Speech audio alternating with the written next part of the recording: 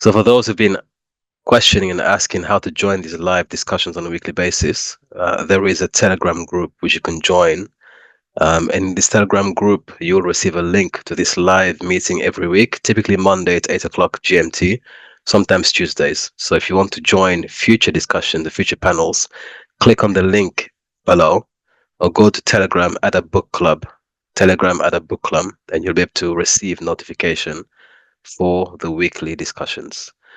So this week we're going to explore Americanism.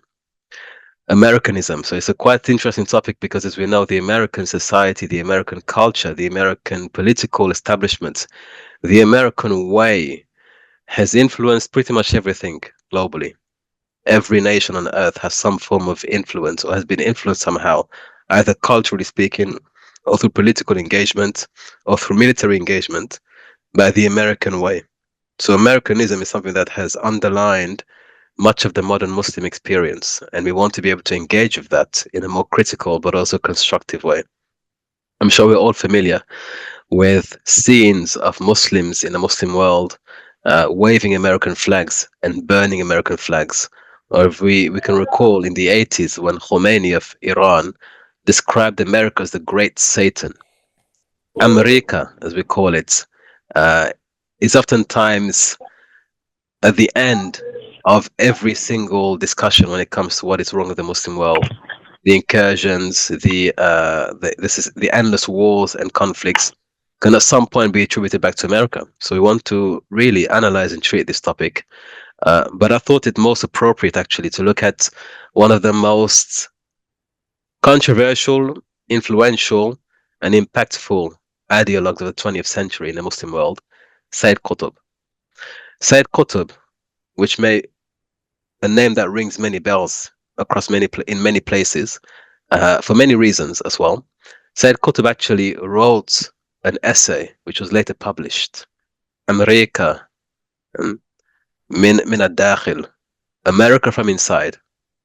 Sayyid Qutb wrote a book, initially an essay which was later published, America from the inside, from within, because Sayyid Qutb actually spent a couple of years in America as a young man. So his experience in America, this is prior to Sayyid Qutb, when he joins the Ikhwan al-Muslimin, when he becomes a social critic, when he becomes a political opponent to the Nasserite regime. This is the early Sayyid Qutb, the literateur, the teacher, the academic. He spends time in America, and he collates his thoughts and his analysis of American culture and society, dealing with individuals on a personal basis, looking at the establishment of society. So this book is a very interesting um, piece of criticism of the society as a whole. I've selected some segments out of that for us to discuss and share today, but it's very interesting. This was something that he wrote in the, I believe, 50s, and we get to explore in a modern lens with modern eyes. But before we get into that, we have to look at Ibn Khaldun. Ibn Khaldun is the reason why we have these sessions every week. His Muqaddimah is a source of insights and analysis for many of the issues that plague the Muslim world today. When it comes to America and the American influence, the dominant influence in the world, Americanism, Ibn Khaldun tells us a bit about the psychological dimensions of the vanquished, or those who have been colonized and conquered. And he says the vanquished people, the vanquished nations, the vanquished civilizations can always be observed to assimilate themselves to the victor in use and style of dress, mount, weapons, indeed in everything. In this connection, one may compare how children constantly imitate their fathers. They do that only because they see perfection in them. So they look at their father as a paragon of perfection. He's the strongest man in the world. He's the most intelligent man in the world. He's everything to them. That being the case, they look up to him and they imitate the father. So Ibn Khaldun here is saying that nations, when they find themselves in a position of weakness and subjugation, they look up to the victors, those who have conquered them, either politically, economically, militarily, or even culturally. We look up to these people as a paragon of perfection and as a means of getting closer to the ideal, We copy them in everything, how we speak, how we dress, how we transport ourselves, everything, he says. Everything. He goes on to say one may also compare how almost everywhere people are dominated by the dress of the militia and the government forces because they are ruled by them. So this is, and he goes on. I mean, let's look in a bit more detail to what precedes this chapter, this segment. He also mentions that the soul, the spirit, adopts all the manners of the victor and assimilates itself to him. This is imitation. Mm. So if we look at the Muslim world today, some of the most, you could say, advanced, some of the most wealthy, affluent nations, the proximity to civilization and development is always a proximity towards American ideals in how Americans entertain themselves, how Americans educate themselves, how Americans express themselves, how Americans aspire towards freedom and liberalism and all these ideals that come from America. The closer our nations are to that ideal, the more advanced they are perceived to be, and the more they feel they have advanced. So this is a symptomatic sign of being a vanquished people. When you look up to the father figure, in this case America, and aspire to be like them in every single way. So this is what Ibn Khaldun mentions. It's a sign of being subjugated, to be subjugated under somebody else. So let's look at what Sayyid Qutb has to tell us about this. Now, a bit of background on Sayyid Qutb. As we all know, Sayyid Qutb was one of the most vocal and bitter critics of the Egyptian Ba'athi party. So he was a contemporary of the likes of Nasser, Gamal Abdel Nasser, and also he didn't live to actually see the presidency of Sadat, but he was a contemporary of Sadat. They were friends initially. So following the initial revolution against King Farouk, the great Egyptian revolution, many people in Egyptian society came together to build a new Egypt. So there were many factions, intellectuals, ideologues came together to rebuild Egypt, a new Egypt. Among those people in those circles, in those different movements, was a Sayyid Qutb. He was initially a literateur, he was a man of the pen, he was a teacher as well, and he was involved and part and parcel of that fabric that went about trying to create a new Egypt. And so initially he was considered like an elder brother because he was a bit older to the young officers. He was close to them. There was a camaraderie, there was a brotherhood there between him and the establishment, the young radicals, the new government leaders. But Sayyid Qutb over the years began to draw distance from them for many reasons, until eventually he was imprisoned, and there's a long story, but eventually he's executed in 1966 by Nasser. But he's most remembered for his bitter critique of Egyptian society, of the Muslim world at large, in what he considered to have been an age of Jahiliyyah. We have regressed back to the age of Jahiliyyah, which means ignorance, and in the more religious sense, an age of darkness, spiritual darkness, moral darkness, where people are not as close to the ideal that Islam set for us as we should be. And so he wrote extensively about this phenomenon, which has inspired many other groups. You know, following his execution in '66, many other groups were inspired by Sayyid Qutb for various reasons. And it is said that he is the father, according to Western academics and many Eastern, to be fair, the father of jihadi ideology. Yeah, so he has a very, very solid reputation across the board for being somebody who has a very divisive legacy in that sense. However, he was a very sharp political and social critic. His books cannot be dismissed. There are many very senior ranking scholars in the contemporary world who have actually said his works do have some benefit. And there are chapters of his book that every Muslim should read. So we cannot dismiss everything he has done, he has written, especially not the earlier works. Especially not the earlier works. You know, if you want to know who Sayyid Qutb became and where he ended up, you need to know where he came from.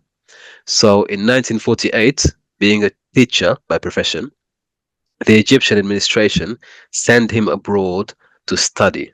Okay, so he was going to go abroad to further his education as a teacher. So he was sent to America, where he would spend a couple of years, approximately 2 years, uh, at the University of North Colorado as a teacher. He would then obtain a master's degree in education from Stanford University.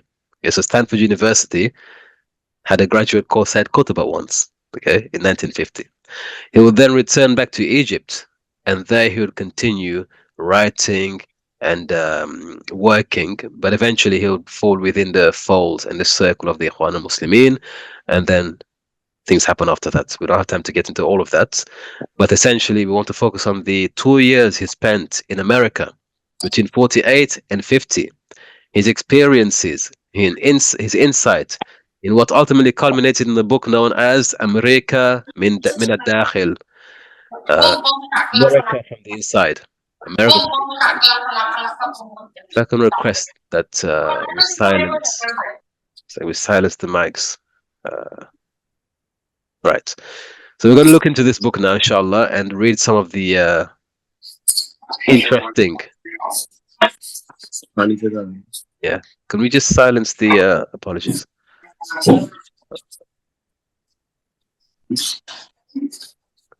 Second.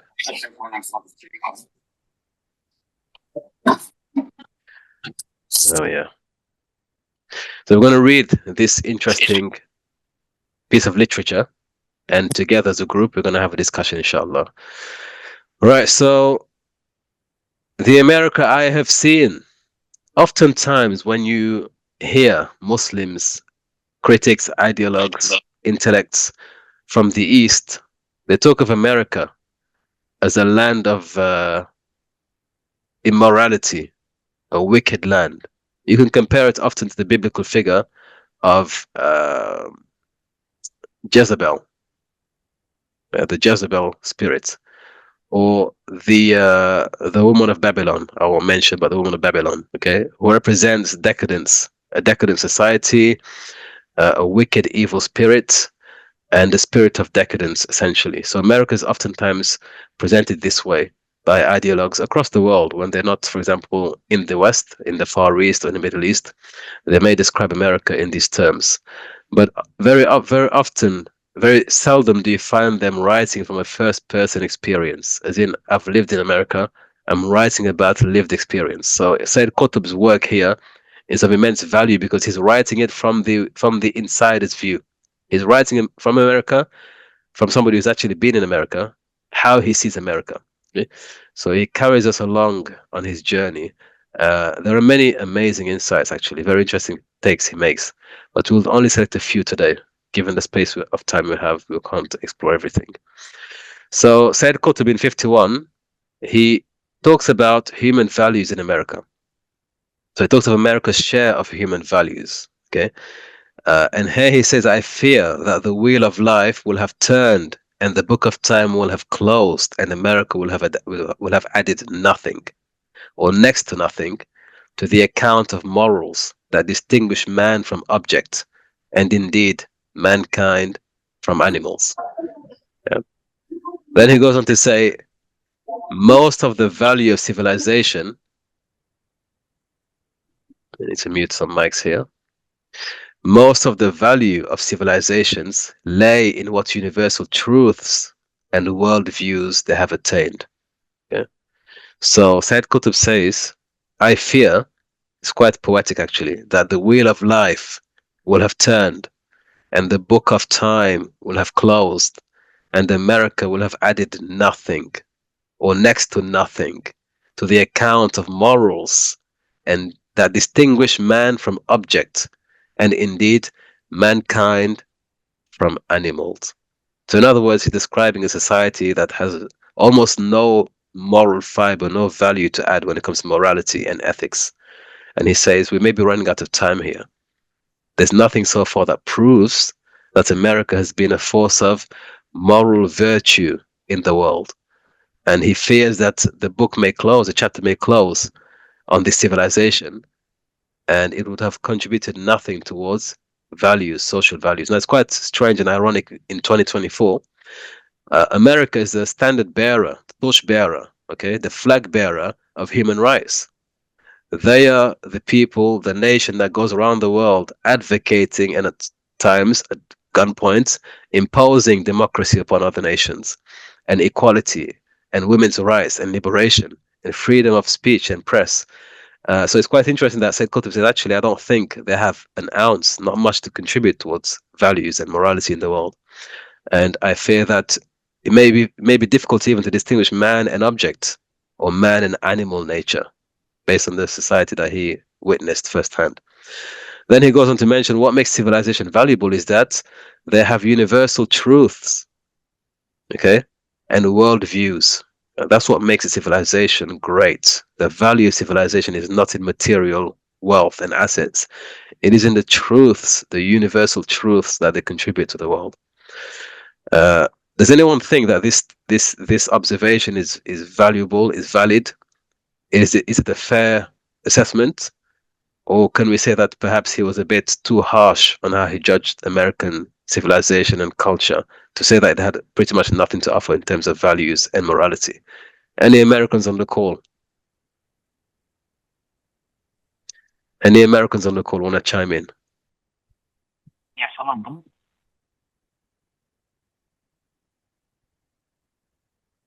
Okay. You can speak. You don't have to wait for me to. You can just speak. Yes, I would say I would agree because if you just go outside, you'll see the women here, they're not dressed appropriately. And if you go back home, where many of us are from, different countries, you'll see the stark difference. But is it fair to say that they add pretty much nothing, when it comes to values? And isn't it right that in America, many Muslims have left the Muslim world where they were oppressed and suppressed? They couldn't speak out against the governments. But in America, you have freedom to speak, to protest, to demonstrate, to have your voice heard. Is that not a form of human value or a valuable principle to have? Is not freedom of speech something that America has championed? Is that not something that we could say they have done something positive for the world? To be objective, that No, is. the only two things really America provided is two things: Hmm. war and technology. Like if you remember in Gog and Magog, war and technology. That's all.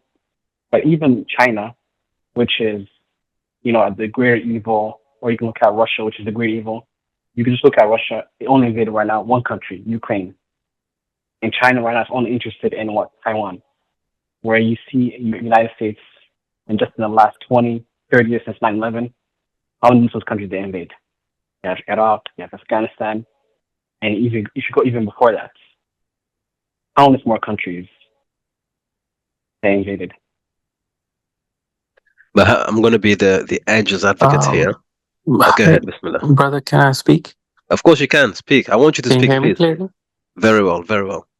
I think from the like if you go back to history, and this is, mind you, 1951, so it's not we're not referring to the current account. Um, I think, and if you go just a little back as well, I think there were like some good values as well, so in terms of freedom and I'm not referring to the liberal aspect to that. I'm I'm referring to the acknowledgement. I think the general constitution that they uphold to an extent. I've heard about Thomas Jefferson's inspiration of basically um, the leadership style and whatnot, inspired by by our Islamic values, and especially the leadership style of Prophet Sallam and Umar al Khattab. And so they did. I mean, I mean they did sort of carry forward some good values. And as Ibn al Qayyim says, like basically, and if Allah Subhanahu wa Taala gives rise to those nations who at least establish justice in one form or another.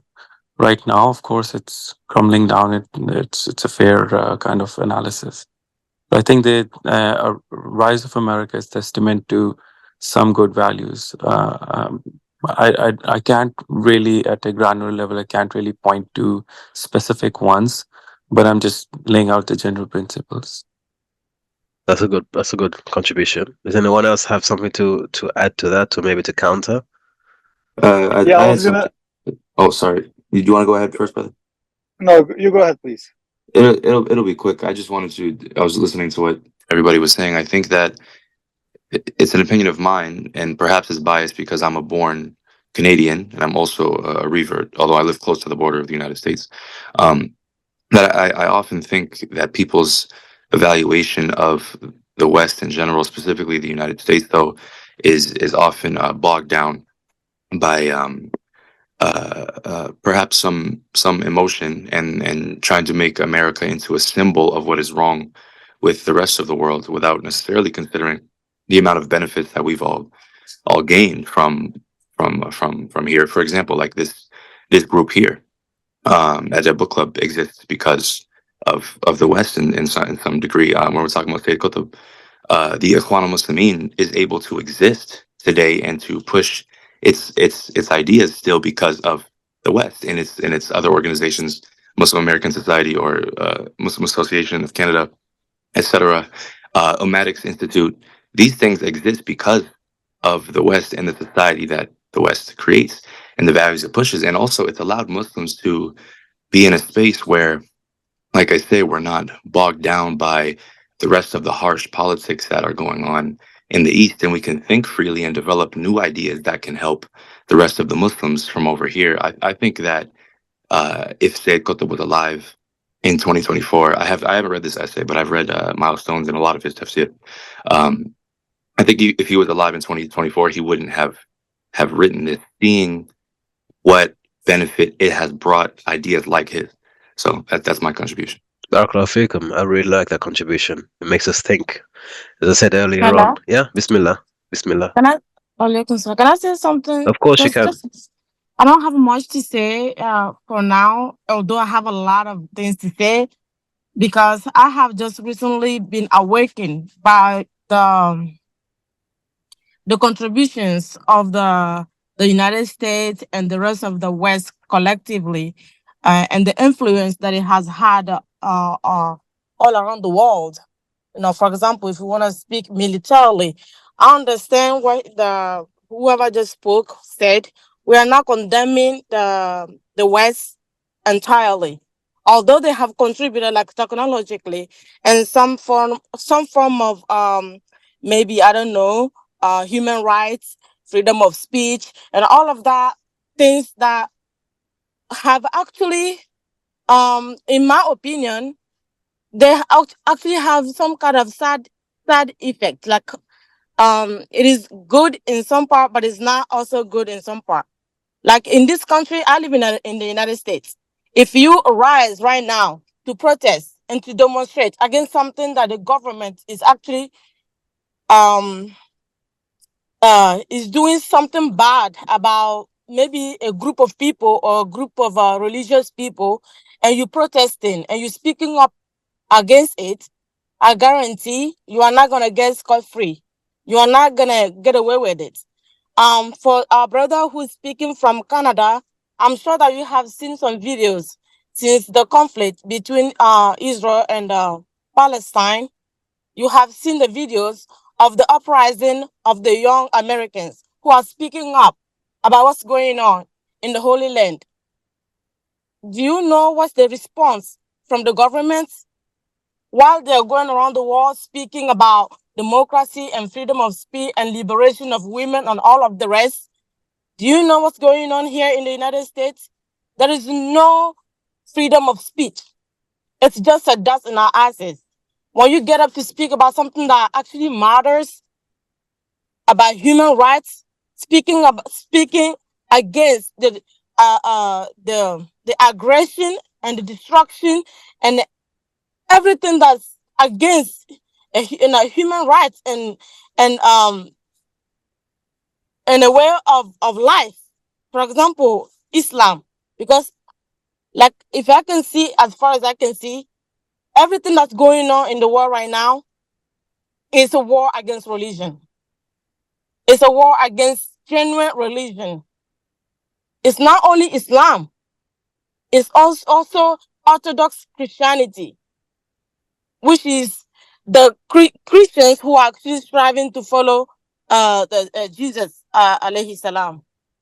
And the West Christianity has already, well, according to what I'm learning, has already lost their the capacity to follow Jesus, because everything that they're doing and everything that is standing for is nothing but blasphemy. So they are against true religion, like Orthodox Christianity and Islam. That's what this is all about. So right now, if you want to talk to me about the United States, they have contributed at some extent, but at this point in time, all that they're doing is destruction upon destruction. I don't really see anything big of a positive right now, to be honest. Yes, That's what I have to say for I now. thank you for your honesty. I like the honest answers here. We have two so far. I have two different perspectives. Can I also say a few Of course you things? can. Of course you can. Yeah, I was gonna say first of all, I'm Canadian. I live in Canada now. MashaAllah. I did spend 3 years in the United States as an exchange student. Very similar to the experience when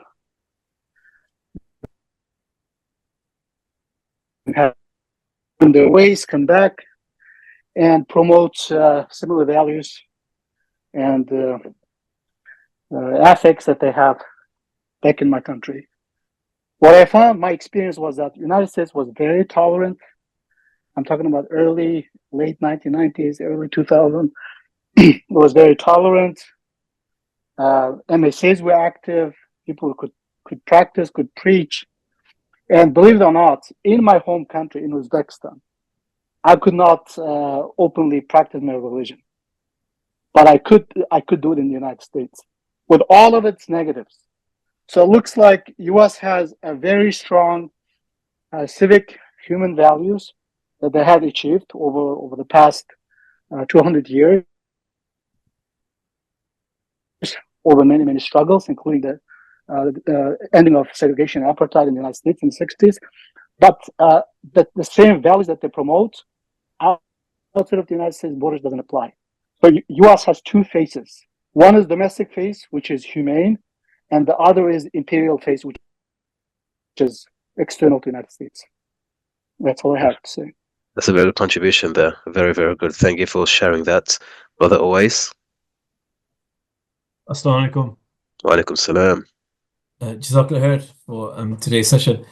In terms of whether America's a force for good, just touching upon the last point as well, in terms of America's position domestically, I think of the past decade or so, things have gone from bad to worse in America. In terms of racism, I mean, if you look at some of the statistics of America, if you look at racism, for example, racism unfortunately is on the rise again, and there's been cases of institutional racism as well. Within America, the issue of Black Lives Matter, it basically arose from America, and I think the past few decades, has been quite bad for America, and yes, America may tolerate Muslims to pray Salah, to practice their deen, as well as other religions, but as long as those people don't rock the boat. I mean, the way I look at it is, in terms of the freedoms that exist in America, are no different to the freedoms that may exist in the Middle East. And what I mean by that is, as long as one doesn't rock the boat in the Middle East or within the West, they can get away with whatever they want to say, as long as they don't rock the boat. And that's the sort of criteria.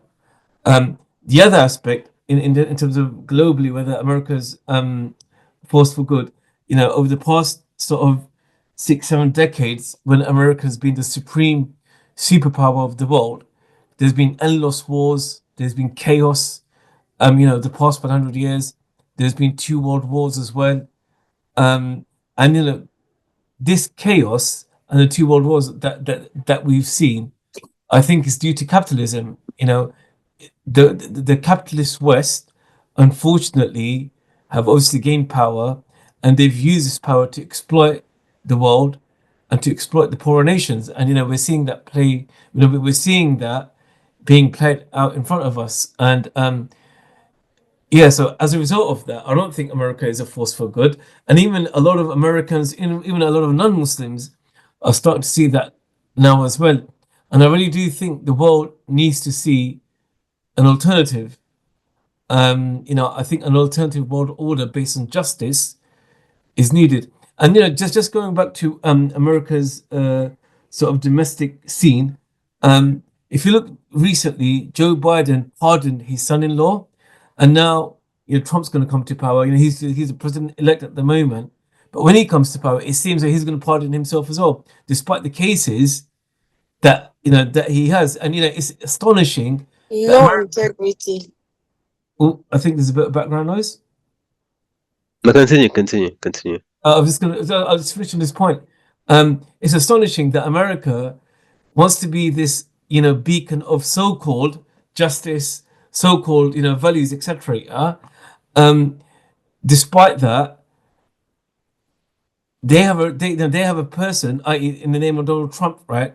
He's going to be the president of America, and despite the cases and the problems this individual has had over the years, despite all of that, he can still be president of America. And to me, that just shows the corruption and the inconsistencies that exist in America, whereby you can have a corrupt person like him become president of America.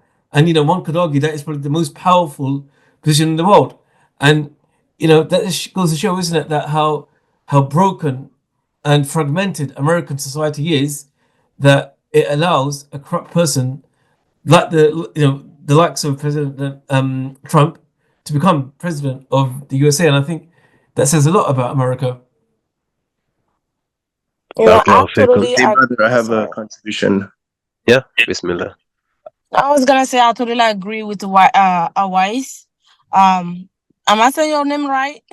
Yep, that's right. Yep. Yeah, I mean I agree with you enormously, because if you want to talk about like current affairs, like right now, and we can only speak about right now, looking back in the past and generations, and all of the influence that United States, all of the role that United States have played around the world. That's why we're using to actually analyze and look at what actually the role that it's playing right now. We're seeing the destruction, like you mentioned. We're seeing the corruptions, like you mentioned.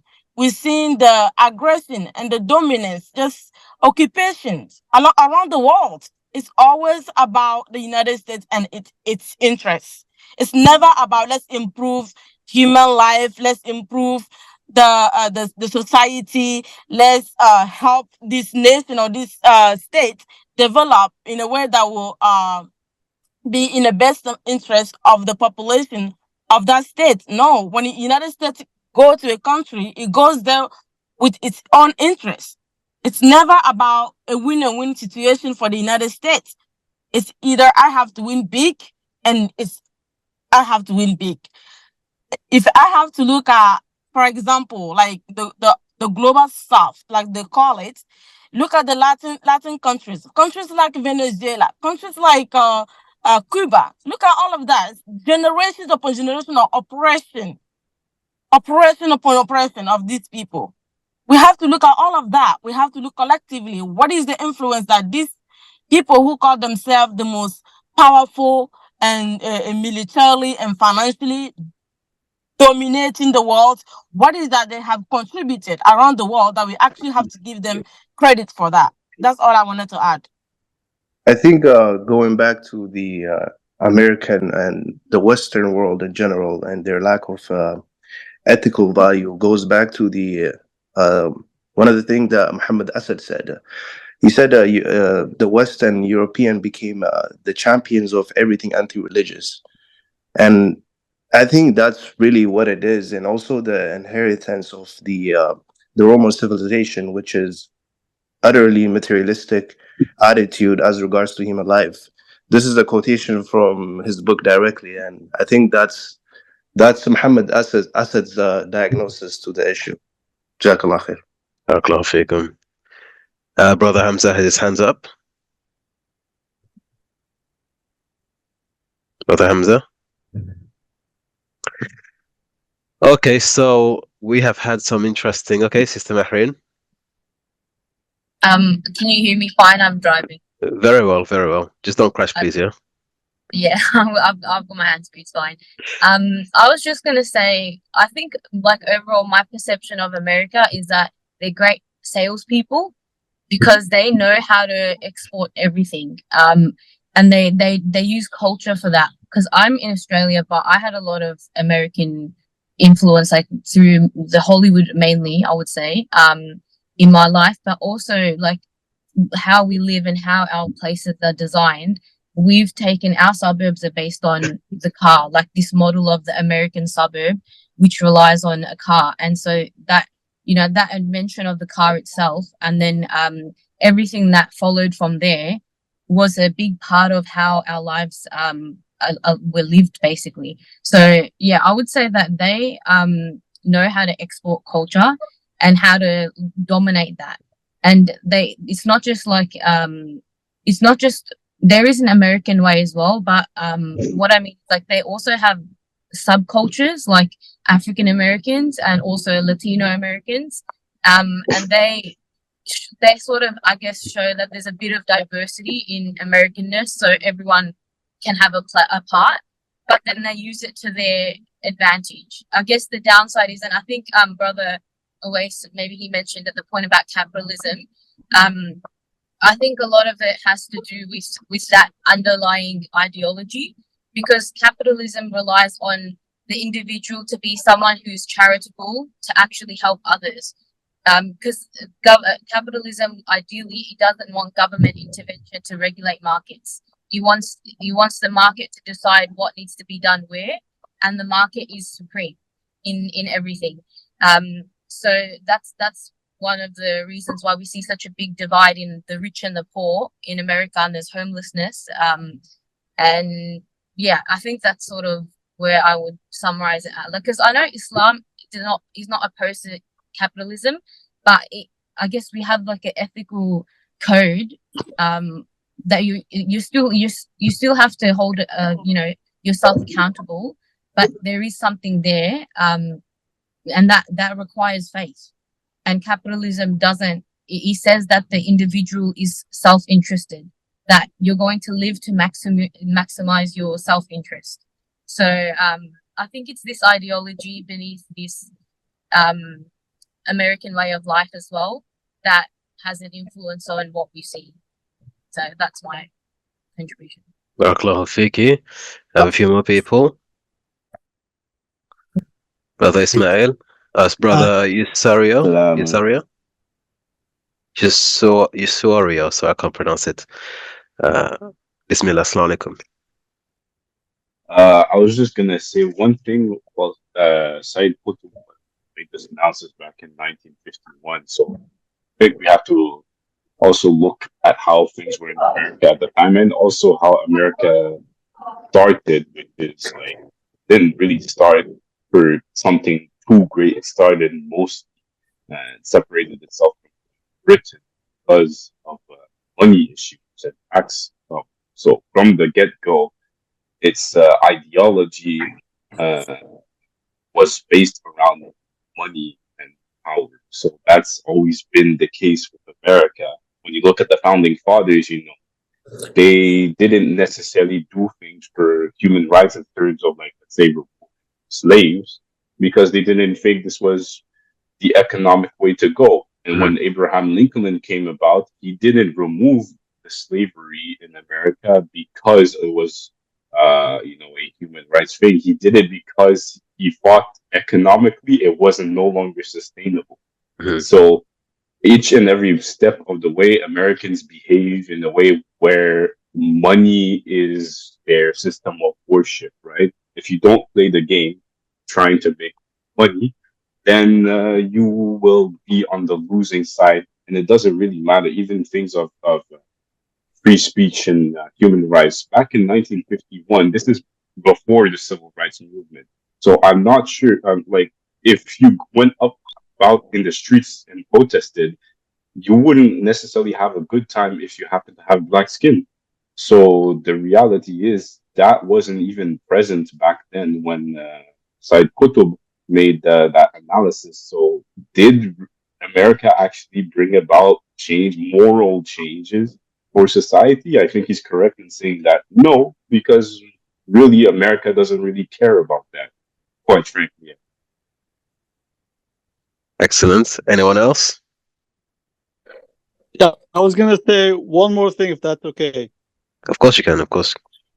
Yeah, I was gonna say the United States is a massive country that's right. So it is part of the United States, but he was up to something. I mean, in his prediction, he was absolutely correct in terms of the trajectory of the society. I'm not endorsing a movie, but if this one of the characters, no Great Depression, I think the United States, just like the other Western countries, about dying and even from the philosophical point. I think your audio is cutting off, brother. Your audio is cutting off a bit. Can you hear me now? Yeah, I can hear now. Yeah, yeah.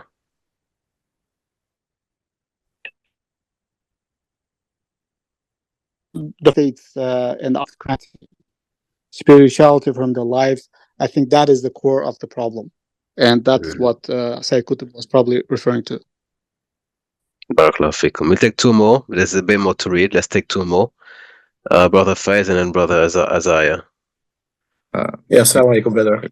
Wa alaikum salam wa rahmatullah. We've been hearing more on the individual, freedoms of speech and individual rights, more on the discussion. People have agreed and disagreed.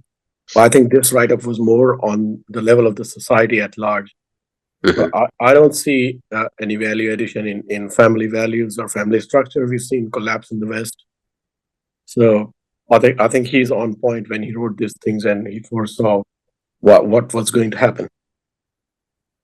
SubhanAllah. Okay. Let's read a bit more. So far we've got, I think, 80-20.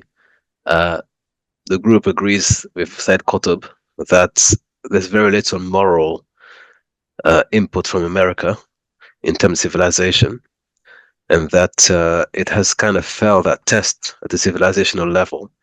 Let's keep going, because it does continue when it talks about the technological advance, the material advance. Some of you have hinted towards that as well. So the peak of advancement, okay, but the depth of primitiveness. The peak of advancement when you talk technology, but the depth of primitiveness, okay? So he goes on to mention that the researcher of American life will stand at first puzzled before a wondrous phenomenon, a phenomenon that exists nowhere else on earth. It is the case of a people who have reached the peak of growth and elevation in the world of science and productivity, while remaining abysmally primitive in the world of the senses, feelings, and behavior. People who have not exceeded the most primordial levels of existence, and indeed remain far below them in certain areas of feeling and behavior. But the confusion vanishes after scrutinizing the past and present of these people, and the reason that this zenith of civilization has combined with it the nadir of primitiveness is revealed. SubhanAllah. So that's quite a mouthful, but effectively he's saying that there's a dichotomy, there's a contradiction here in terms that they have reached the peak of development when it comes to material means and technology. But when it comes to the spiritual, the human aspect of it, they are at the nadir, the lowest point of primitiveness possible. When I read this, I think of, for example, as our brother mentioned earlier on, had it not been for American technology and ingenuity and resource, we would not have these sorts of means of communication, most likely. Okay, we have access to the internet, to social media, to vast expanse, vast resources around us to communicate instantly as we do right now, because of an infrastructure and system that America's introduced to the world. And we have to, for example, Silicon Valley has produced a lot when it comes to technology, and we are benefiting daily. You could almost argue that the da'wah at an international level has been precipitated and facilitated by American technology. YouTube, Instagram, TikTok, where our favorite du'ats and scholars get to reach millions of people, is a result of an American system. So there is benefit, materially speaking, but then he says that there is very little in terms of the behavior, the senses, the feelings. And I also agree with that, because if you look at, for example, the most destructive forms of addiction, pornography, you have, for example, now there's an entire economy when it comes to OnlyFans. There is a depravity that is a lot more pervasive in society because of technology.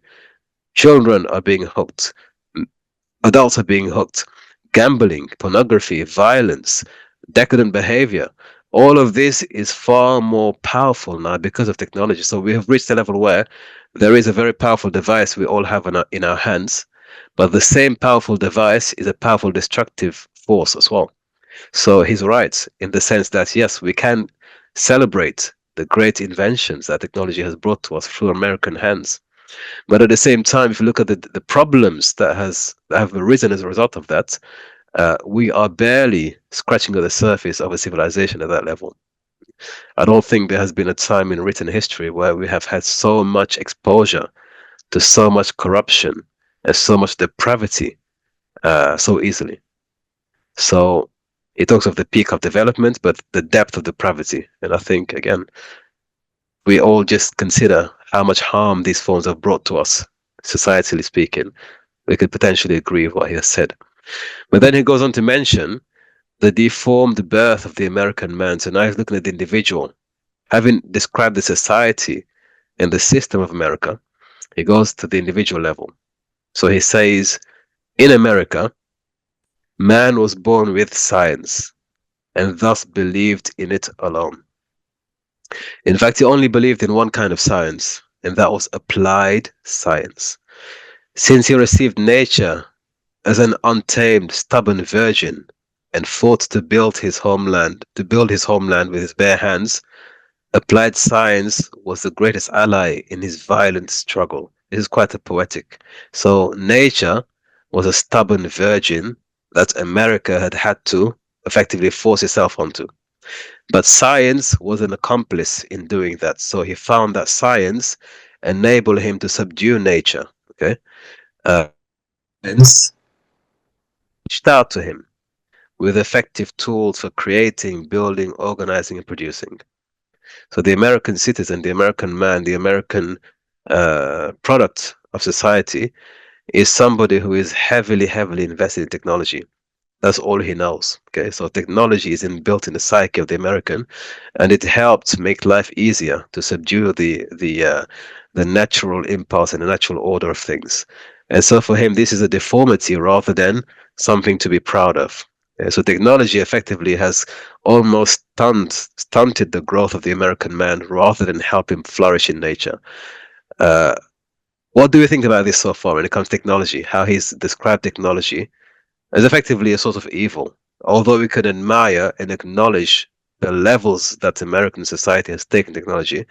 At the same time, he describes really the abysmal state of human beings in that society. What is the general consensus around that? This chapter here, or these segments. What do you feel about the technology we enjoy right now?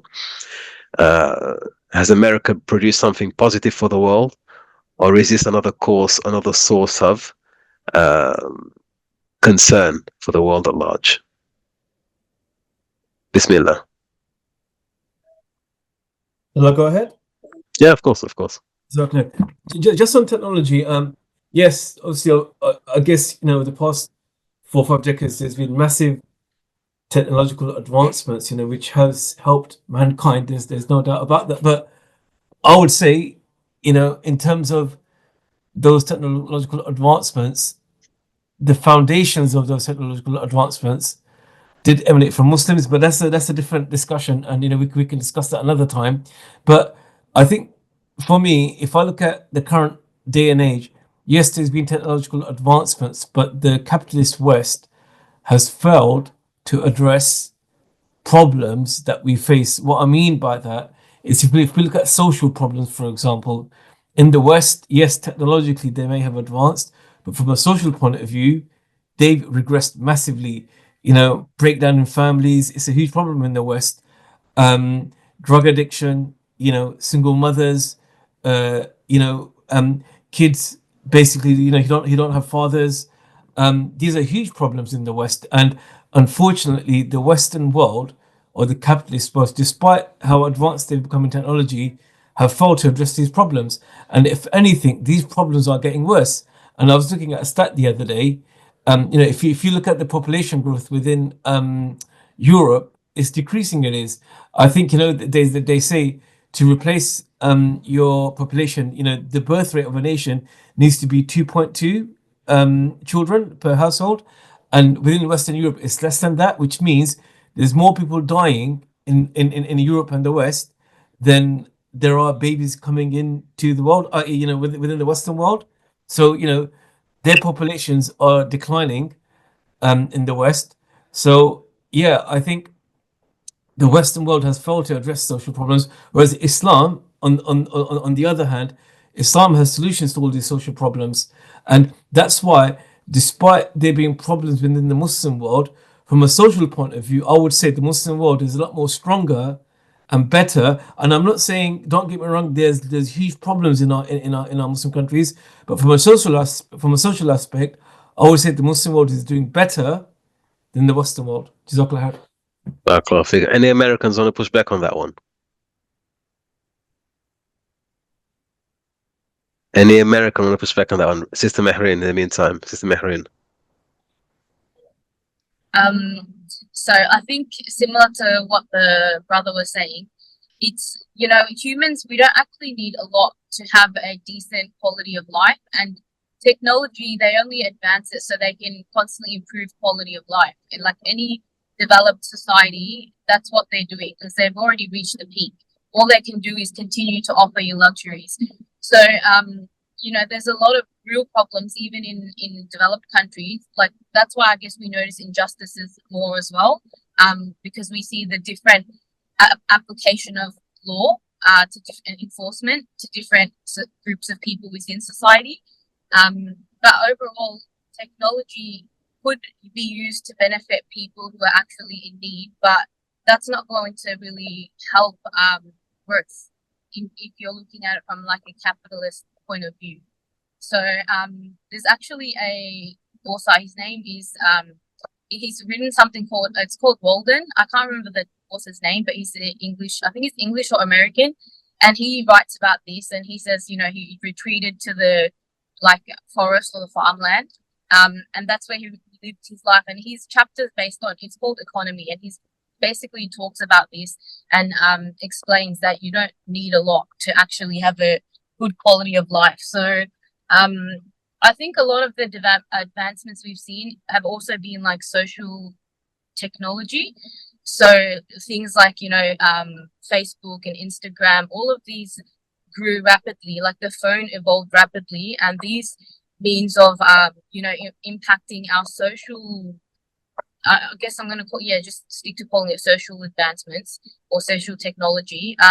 This has had a big impact on how people are, like how our quality of life is. So we might have everything we need and even more, but we still feel like we're missing things.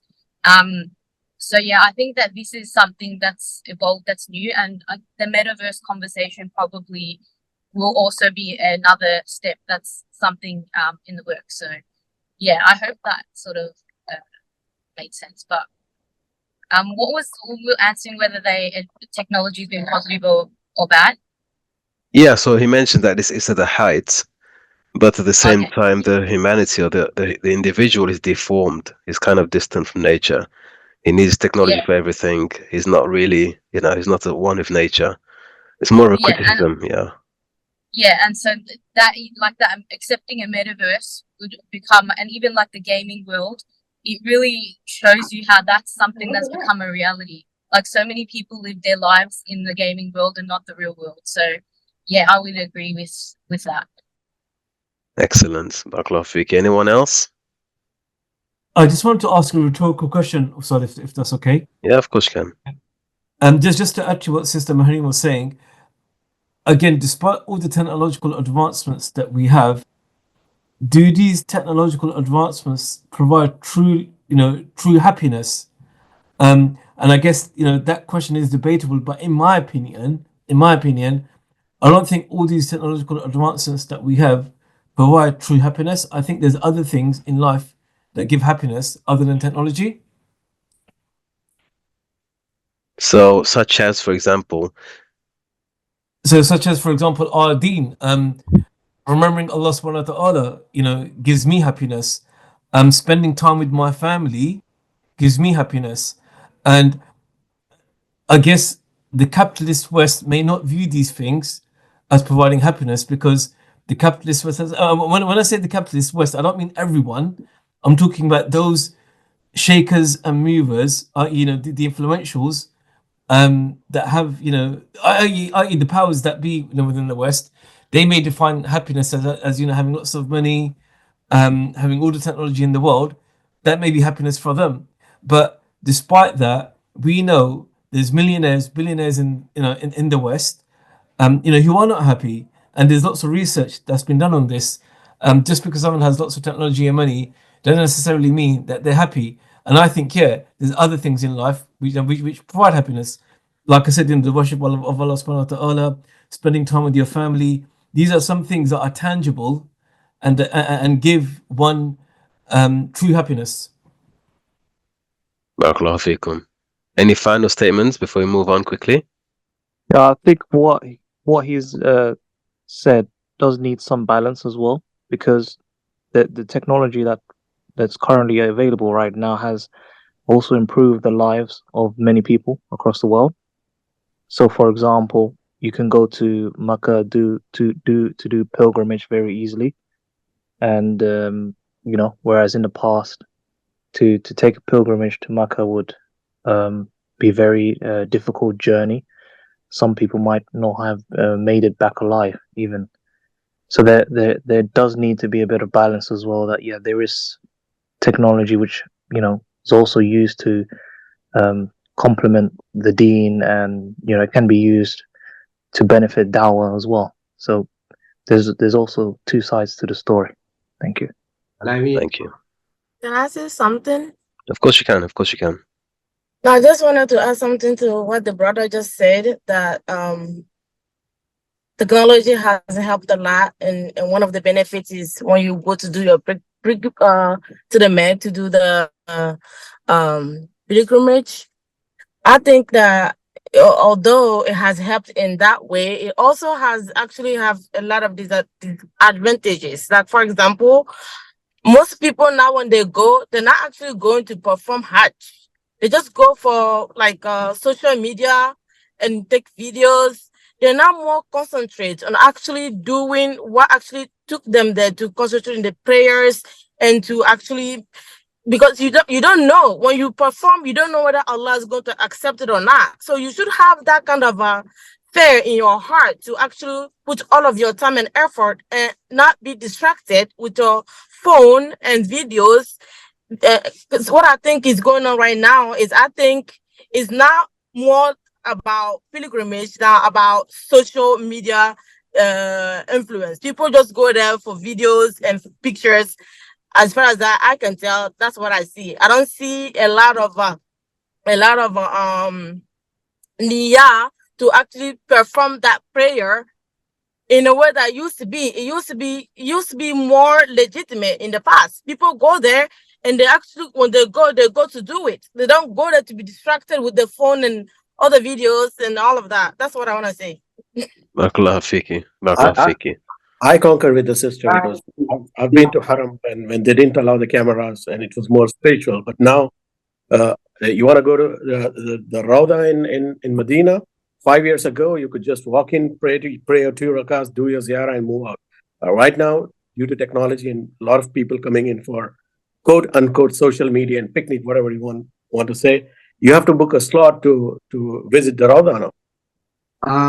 Can I speak on the technology? I think crediting America and the West on all of the technological advancements would be wrong as a political economist and a dependency theorist, and also you would see that all the technological advancement that they built was built on the back of the global south through an equal exchange. And so even the technological advancements won't be credited to them. And then we have to also look at the ecological sides of it, how they harm the environment and the ecology, talking about climate change, and then we are now on the brink of speaking about degrowth, or at least they are speaking about degrowth in the global north. Yeah, so they're all things to look at also. But also apart from the technology, they don't really have much to offer in terms of values and morals from from my perspective as a political economist. Thank you very much. All right, so let's move on a bit more. I'm gonna give my 2 cents at the end, inshallah. Thank you so much for all the contributions. So Sayyid Qutb continues.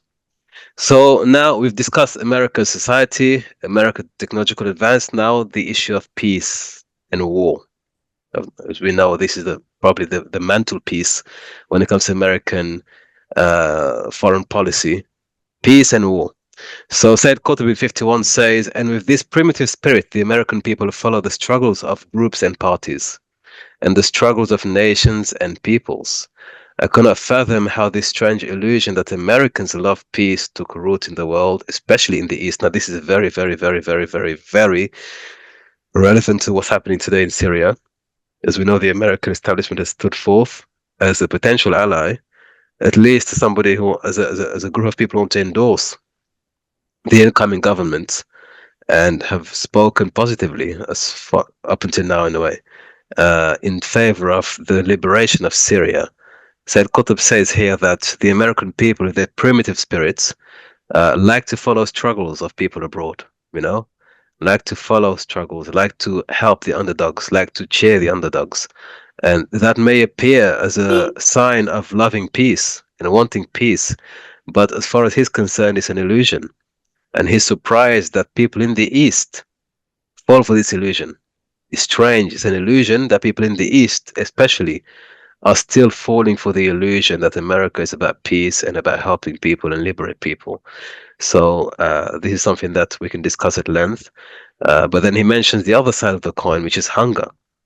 Indeed, the American is by his very nature a warrior who loves combat. The idea of combat and war runs in his blood. It is evident in his manner, and this is what agrees with his history. Yeah. So he talks of them as being killers, and goes on to mention bloody warfare. He mentioned the Indians, the African Americans, and he goes on with further details. What do you feel about America as a symbol of peace in the world, and how America is perceived, especially in the East? Are we still being fooled by America, or have we kind of has our perception changed over the years? What do you feel? Ustaz Ibrahim, I want to push back on this. If that's Push back, okay. please. Push back.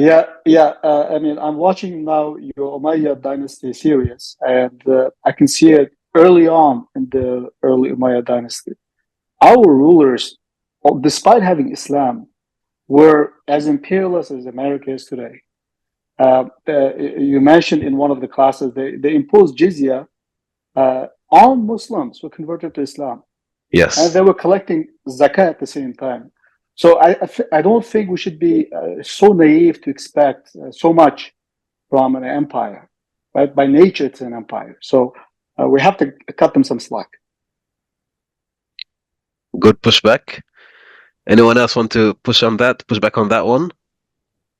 Yeah, definitely. I think it's not really a good parable, nor to compare the Umayyads to the America, or even compare the imperialism. I don't really think it's equal, and I don't really think it's a fair parity. But do you think America is a peace? They champion peace globally. Can we consider them a peaceful society globally? A peaceful society. Or Well, are they warriors, that's what the bloodthirsty? advocate is part of. I would say it's part of the soft power they try and the image they try to uphold. But they have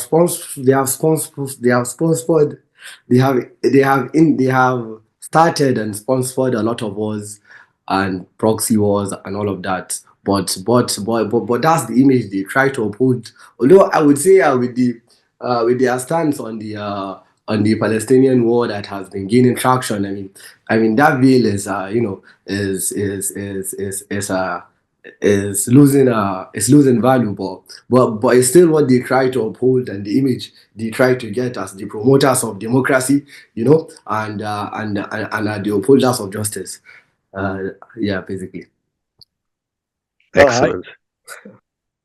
I see a picture of war criminals here, and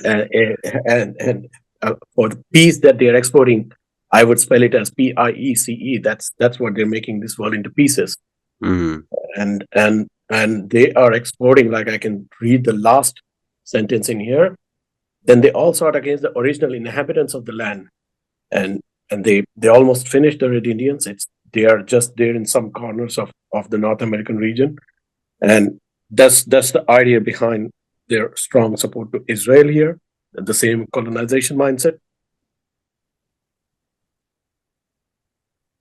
And Sister Maharin?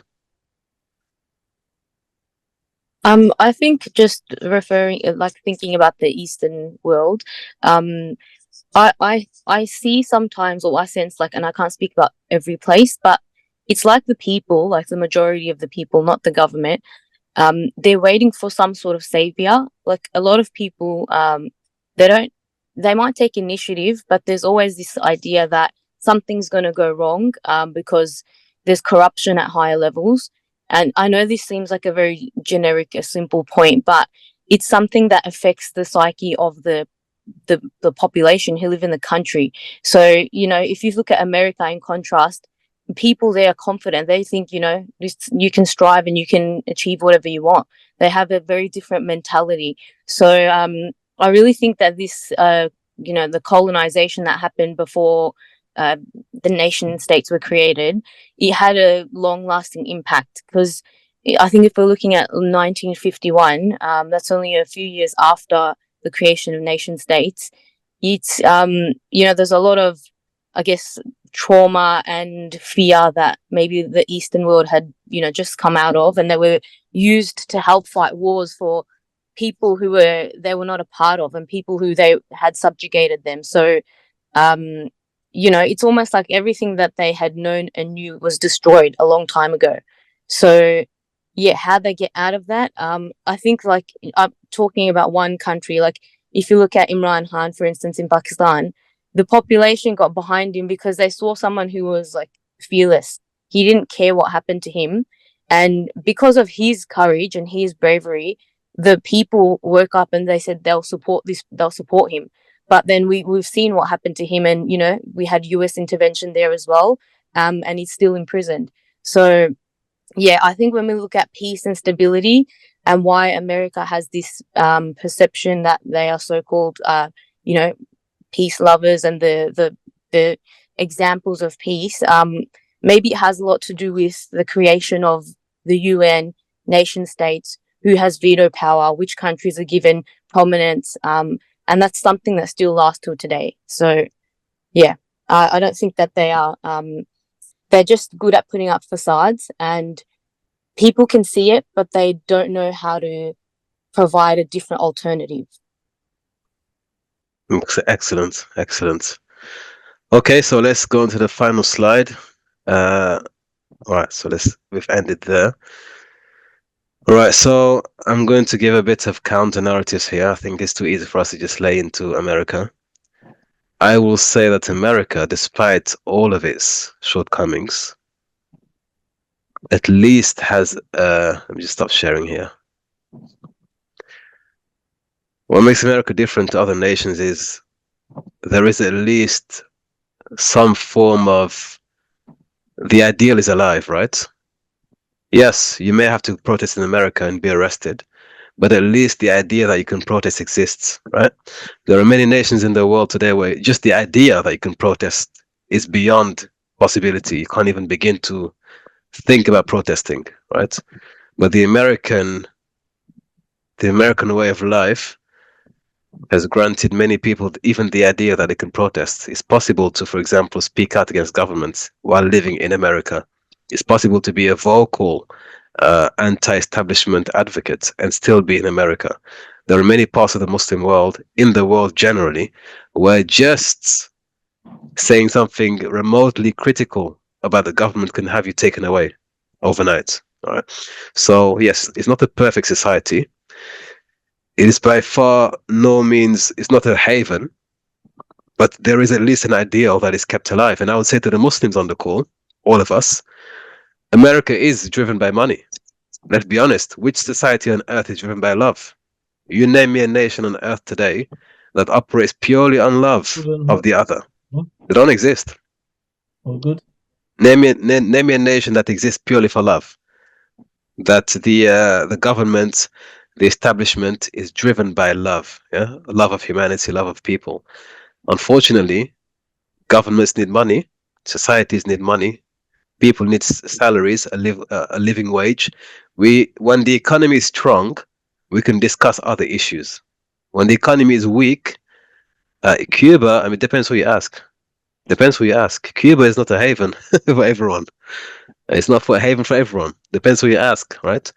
It was under Castro for a while, and Castro is not remembered for being necessarily the most benevolent ruler. But again, much of that can be down to American propaganda. But being real, I mean, America, again, I'm trying to give a counter narrative here. Even though the example given earlier on that they abolished slavery because of economic reasons, the fact that they abolished it in the first place and nobody else did before them, that has to count for something. That has to count for something. And that abolition of slavery was then cascaded elsewhere. They then went on to encourage and push others, including Muslim nations, to also abolish slavery. And the last nations on earth to abolish slavery are Muslim nations. So whether it's a byproduct of capitalism or not, they were still the forebearers of that movement, and that has to add something to human development. We have to acknowledge that, even at the face value, they did that. There are other values that, for example, we talk of freedom of speech and expression.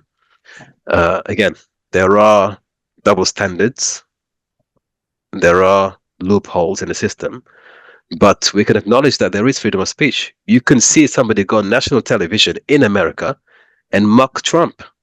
They can have they can mock the president, right? They can criticize the president, and those people are still in power. They're still in position. They're still in their homes. They're still on television. They're not being thrown in a dungeon or punished or killed, right? And there are other nations that a slight joke could land you in prison, right? So again, how do we process that? If you look at the presidents of America, somebody mentioned earlier on that Trump being a president is a sign of America's decadence.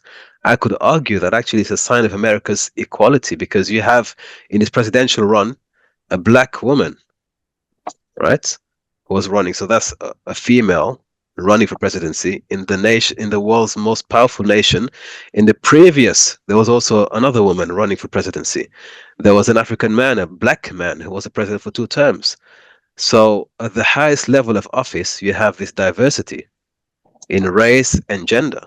And we don't find that diversity everywhere in the world. There are many nations that have never even had somebody running for presidency at that level with maybe a different skin color. Right? So again, if we look for the opposite side of the scale, we can find many things we can talk about. There are many Muslims who have made a home in America, who have left many Muslim nations and have found a safe haven. They have communities. They're able to enter governments. There are many Muslim senators, right? We had a woman, a Muslim sister, in the government who wears a hijab, who advocated for Palestine in the Senate, and he was able to lobby or at least participate in that process in speaking up for the Muslims around the world. So there is a lot we could focus on and we could actually expound upon. I think it's quite easy for us just to say that America is a source of all evil. But if we don't look at ourselves as well, there are many nations in the Muslim world that America had to weigh in, whether it's superficially for the sake of money or not, oil or not. They had to weigh in, right, to intervene. The best example of that was in the 1990s when Saddam went into Kuwait. Who did the Kuwaitis go to? Who did the Gulf Arab nations go to intervene and to stop Saddam? It was America. Okay? There are many nations who call America or the UN to participate in peacekeeping missions across the globe. So, can we really condemn America in the way that Qutb condemns America as having contributed nothing to the stock of human progress and humanity? Somebody mentioned something. She's a threat. Well, let's have a look. So, because she's not a threat, they know they could still achieve the imperial goals. That's true. But again, which nation on earth right now doesn't want to expand, doesn't want to dominate, doesn't want to grow richer and more powerful? Which nation on earth doesn't have that ambition? The difference here is America has the means and the ambitions, and so they can affect their policies. But if other nations have that means and ambition, what will stop them from doing what America's doing today? Sister Mehreen, Brother Hamza. I think that sorry, I'll just be very quick. I think what stops them is law, like who writes the law and who enforces the law, and that includes international law. And this conversation is not something new, but it's something that's been discussed in the past year, especially. We've seen that. So when I think that's that's a major barrier, and that's part of our problem that we face, not just at a global level, but even at just looking at country by country. That's a problem that's faced. So let's take some examples. Let's look at Sudan today. Let's look at Sudan. Sudan is a civil war situation, right? It's between Sudanese people, the government and the people. Where does American policy fit into that situation? It's a humanitarian crisis right now. In fact, people are calling for America to intervene. That's a situation where it's purely internally driven, and we are seeing the massacre of hundreds of thousands of people and the replacement of many people. The same in other nations today right now suffering. There isn't an American hand there. This is purely domestic. Can we really say that America has like a stranglehold on world politics and is stopping people doing things? Or is it potentially that no, and people are doing their thing anyway? And America sometimes weighs in for its own benefit, and sometimes it doesn't weigh in. I think it's too much to give America too much power to assume that because America has interests in the world and they're stopping others from developing, that we should blame America for everything. As I said before, there are many people who, when wars break out, they seek shelter and refuge in America, or in North America, for example, Canada. There are many, I think Syrians went to Canada when they were welcomed during the first Syrian crisis. Isn't there something that we can look to in terms of what America can offer us to aspire towards, or is it necessarily all evil and self-serving? I want some pushback here from the Americans. Yeah, please don't raise your hand. Just speak. Yeah, I'm not gonna push back. I think I agree with you a bit there. Probably one extra example I'll give is when the Turkish military shot down a Russian air fighter jet, and following the Russian jet crashing to the ground, the first person that the Turkish leadership called was the Americans. You know, like, because this was a situation where it could have escalated into conflict. So that just goes to show that although we can sit here and criticize a lot, at the end of the day, a lot of us do live in these Western countries, and we do benefit, from their development as well. And so there is the good, and there's also the bad that we have to acknowledge as well. But would you say that the good outweighs the bad, or does the bad outweigh the good in general terms? If you had to classify it in one or the other, which one outweighs the other in the case of America? So I think in the case of America, I'd say that, it's a bit of both, but it's very difficult to say, what outweighs what? Because you'd have to measure it out really, and But in general terms, if you had to say America is a benevolent civilization, or Yeah. it's a wicked, or maybe it's a malevolent civilization. I think it's somewhere in between. I'd say it's somewhere in between. It's not. It's a self-interested nation. As all nations are. Which again, I want to really press here. Yeah. Which nation on earth is altruistic by nature? It's not self-serving. Which nation on earth is not self-serving? It's a general question. If anybody knows of a nation on earth that's not self-serving, that looks after the interests of other nations and other societies, I'd like to hear that nation's name. I would say the first caliphate, the Rashidun, Abu Bakr, Umar, Usman, Ali. We have to go a long way back. We have to go a long way back for that. Yes, that's true. We have to go way back. But they had interested people. They were looking out for the needy. But today, the people they conquered. But today, have you heard of Ashoka? Have you heard of Ashoka the Great? Yes. Okay, Ashoka the Great was a great person. He was a Hindu from the Indian subcontinent, and he was a great ruler. He was altruistic. He believed in vegetarianism. He didn't believe in suppressing people. He gave many rights. You can go even further back. You've got very famous from the early Mesopotamia. What I'm trying to say, there are many rulers in the past who were not Muslim necessarily, but who actually pushed forward very good reforms in society and were very tolerant and very kind and pluralistic. But if we don't want to go back that far, I would also Hammurabi. Yeah, I would also say there's no perfection. There's no perfection in this world. There's no utopia. That's only paradise. Exactly, yeah. Because we're humans. We'll always fall short. So I agree with you. That's why I'm asking the question. So if America is self-serving, but every other nation is self-serving, that point is no longer relevant because we're all the nations self-serving. So it's no longer a distinction amongst nations. They're all self-serving. So what makes America particularly evil and kind of a target compared to all other nations? Because we have Russia, we have China, we have India. These are also nations that are seeking to expand their influence across the globe. They're not doing so because of the love of humanity. They're doing so because they have an interest, politically, socially, economically speaking, and oftentimes militarily speaking, to expand. And the nations that they encounter understand that. Of others. Like, for example, China is now expanding economically by using other nations to get rich. Like United States, we only have capitalism, which means a little group of 5 group of people dominating all over the whole America. If you want to talk about technology, for example, right now, Silicon Valley. If you want to look at the people who actually are in charge of this kind of development, it's just a small group of people. So it's not in the interest of the whole Americans. No, it's at the interest of a small group of people. We cannot compare American civilization with the China. China is a socialist state. It's not a capitalist. The United States is different than China. That's all I wanted to say. But in exchange for that socialism, you lose a lot of civil rights as a Chinese citizen.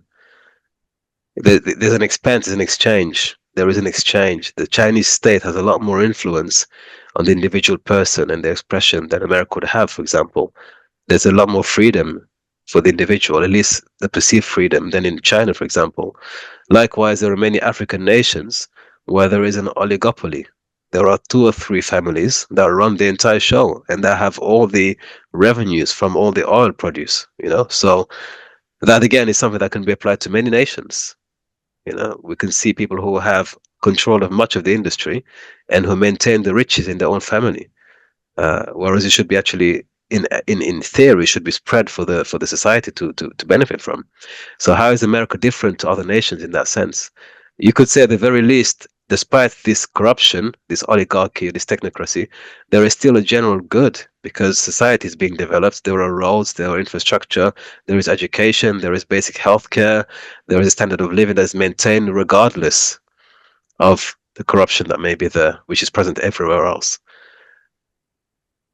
So Ibrahim, I want to push back, if you don't mind. Every Of course, single yeah. positive you mentioned could be countered. Let's talk about the freedom of speech. Yes, you can get on the TV, criticize the U.S. government. You can criticize the president, right? Because it's entertainment. It's a show. However, if you touch the nerves, right, you talk about certain topics, you will be canceled. And that basically shows that the freedom of speech that they promote is actually subjective. It's not very But objective. okay, so that cancellation. Let's take an example. I like this. Yeah. As a Muslim, you could go on national television and say America's evil because America's killing Muslims. The foreign policy is affecting millions of Muslims globally. You're not going to end up in jail the next day. You're right. Absolutely. Yes. Yeah. However, But in certain Muslim countries, you can make a dua, and as soon as you're done saying Ameen, the cuffs are on your hands. You are correct. Having said this, at the same time, you can end up in Guantanamo Bay. Yes, if you do talk about other things, for example, if you talk about Epstein files, you may end up dead. But how many? Okay, I'm pushing back on these. I'm not defending America. I'm just trying to give a counter narrative. How many nations on earth can you speak out about these sorts of things and just walk away for free? Let's say you expose a certain elite in society that is involved in trafficking or sexual deviancy in any nation. On what planet can you get away with that? Exposing elites and their secrets and just walk away for free? There are many countries like this, like for example, Canada. That's part of America. That's America. No. That's. I mean, you can say it's part of the West, but you could give other examples. India, for example, India is a democracy, largest democracy, right? Is on many aspects is better than the United States when it comes freedom to of speech. Yeah. Yes. Yes, I won't be called an anti-Semite if I say something on Indian wouldn't television. agree. India is not the best example. Didn't they kick out Dr. Zakir Naik? They did, but what I'm saying is, if you watch the Indian And media, Zakir Naik, so I'm going to push here a bit harder. Dr. Zakir Naik is not a terrorist. He was called Peace TV. Subhanallah, Peace Correct, I TV, agree. Yes. And he couldn't even air it for years. Couldn't air in India, although he was in India. He couldn't air in India, despite being in India. When he left India, when they pushed him out, they were pursuing him. Modi was pursuing him. I don't think he would have had that problem if he was in America. Well, he was banned. I believe in some of his trips, he was not allowed to enter the United States. I could be mistaken. Either Australia or Canada, one of these countries, banned them from entering the country. UK. The point is, so Ibrahim, everything that you mentioned as a positive of the United States is subjective, right? In certain contexts, yes, right? They tolerate. But if you do talk about sensitive topics, for example, what is happening today, genocide, right? You openly talk about genocide, that U.S. government is carrying out genocide, etc., etc. You lose your job. We have seen many students being intimidated for simply protesting on campus, right? What I'm trying to do here is again, I'm not advocating for America. I understand what I'm saying. I'm just trying to if I was an American, I would say this to you. Could you protest openly on behalf of the Palestinians if you were in Saudi Arabia, Kuwait, or Qatar today? Could you go out of your flag and protest and say? In Russia, you can. In Russia, no, I'm saying in the Muslim. Russia is not a Muslim country. I'm talking about the Muslim countries: Saudi, Qatar, Kuwait. If you were in Saudi, Qatar, Kuwait, could you take your Palestinian flag in Kuwait? And go out? In Kuwait, yes. Not in Qatar, not in the Saudi, but Kuwait, yes, because Kuwaitis support Palestinian cause openly as a government level. They do. Okay. That's a good not comeback. The best example, but I come from India. But Kuwait was saved by America. Kuwait was saved by America.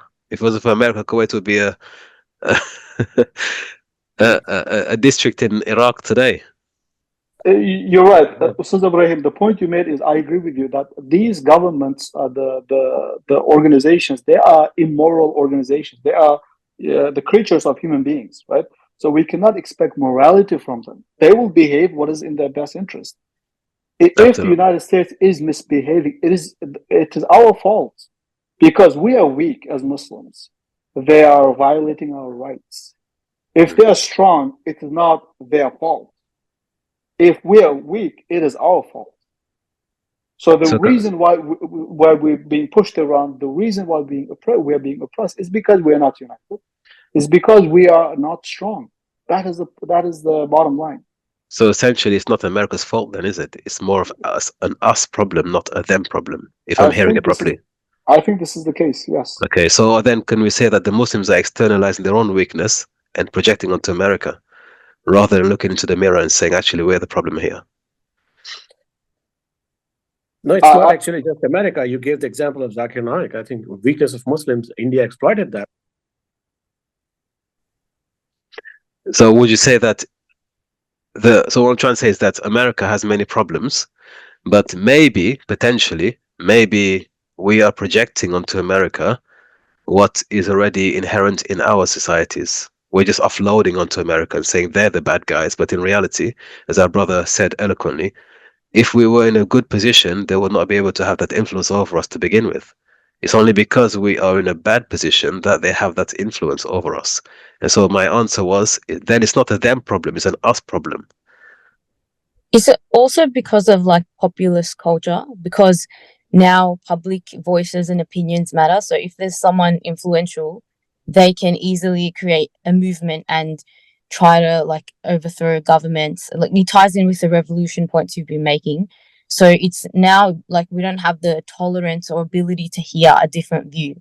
So instead, it just gets suppressed in any way. So I'm just thinking like, is you need to be able to think openly, to actually like advance your civilization in some way. Like it happened in the Muslim world as well when there was the golden age of Islam, and you know that before that when the Christians, or after that when the Christians tried to do the same thing, they killed the thinkers, you know, the ones who went against the church, for instance. So you know that I think that incident also shaped a lot of our modern day the Western world, because anyone who opposed what the scholars or the speakers were saying, they were basically called heretics. And now people they oppose religion because they think it's restrictive.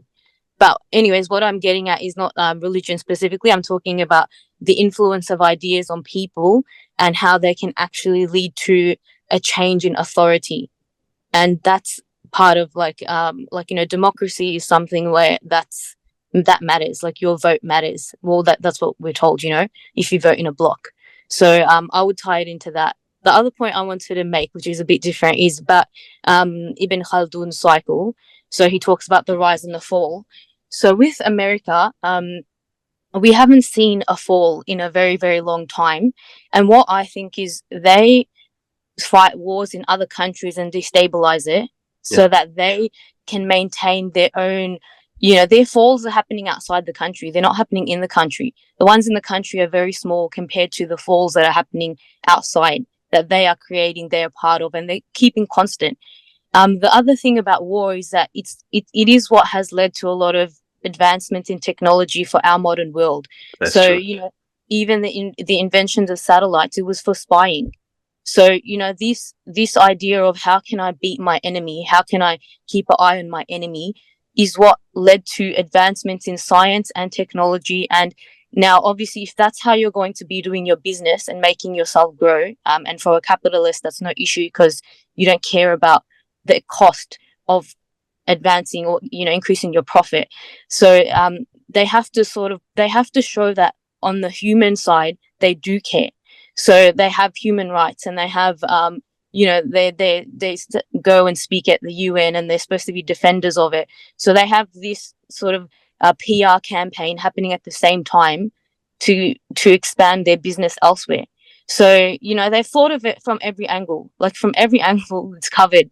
And I do think it ties in with Ibn Khaldun's cycle of that rise and fall. Because, I guess they've created an artificial chaos for themselves somewhere else that doesn't affect them, but they're involved in it.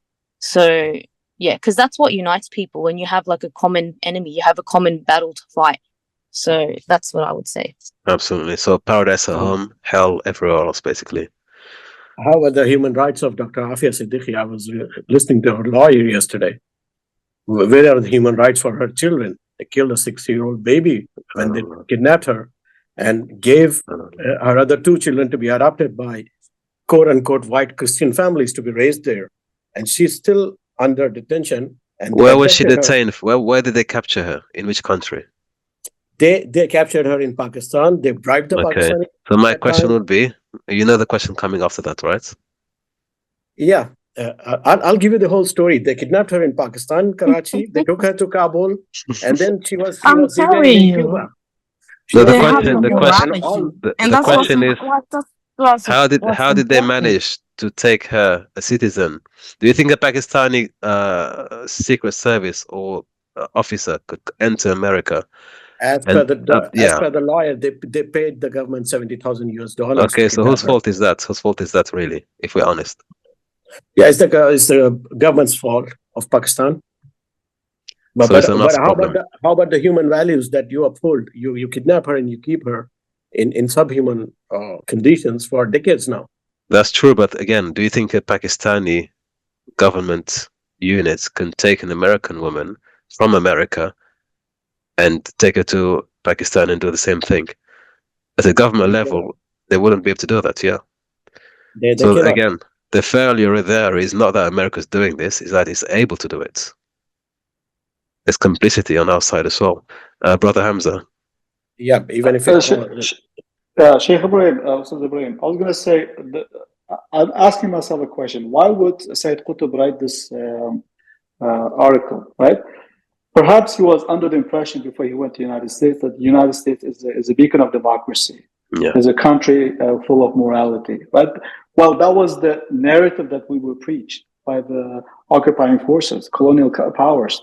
They told us, we conquered you because we're better than you.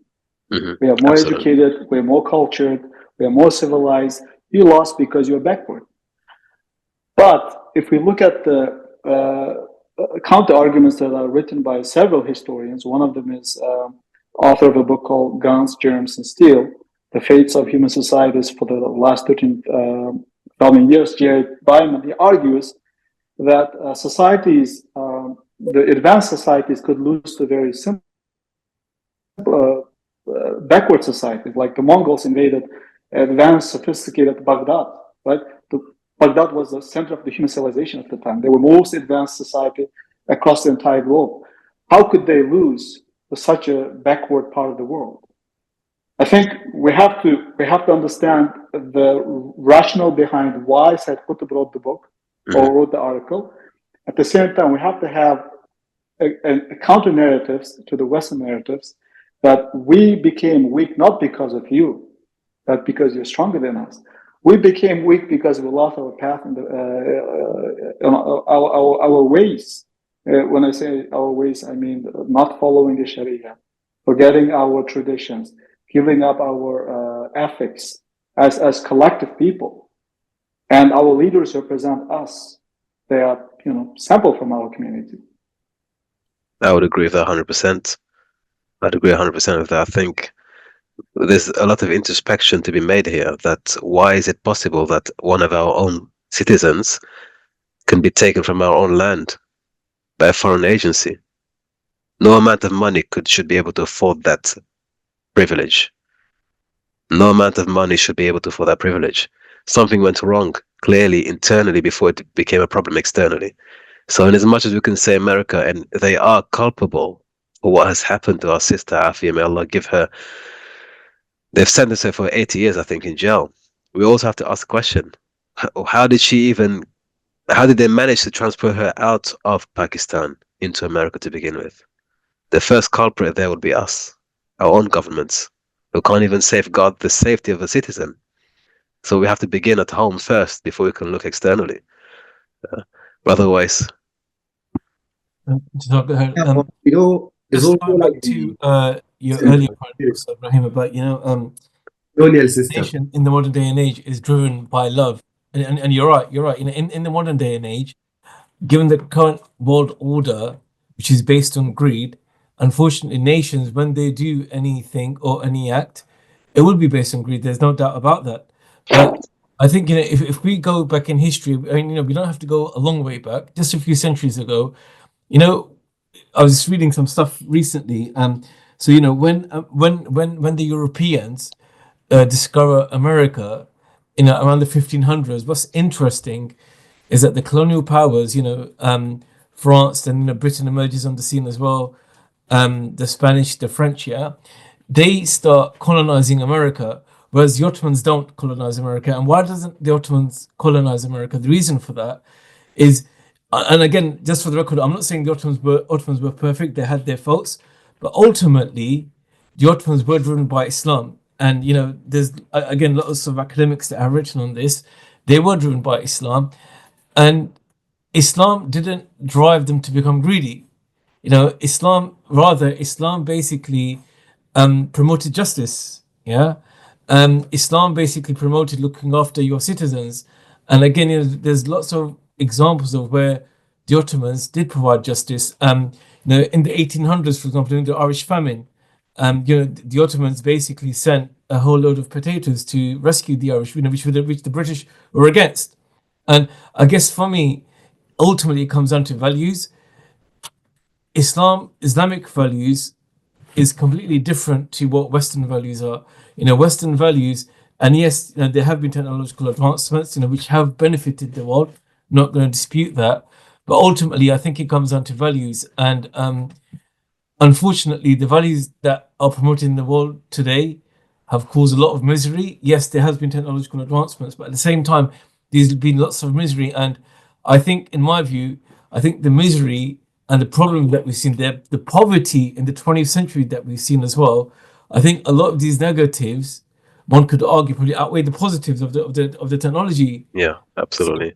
So I think the world needs a new world order that's based on justice. And as a Muslim, I believe only Islam can provide that. And I think as Muslims, we should be confident in that because we've done it in the past. Yes, it wasn't perfect, but what Islam had to offer, and if you compare it to what the Romans and the Persians had to offer, or other superpowers of the day had to offer, if we compare it by its time, Islam was by far better. It wasn't perfect. It was, but it was not perfect, but it was by far it was better. And again, there's a lot of evidence on this as well.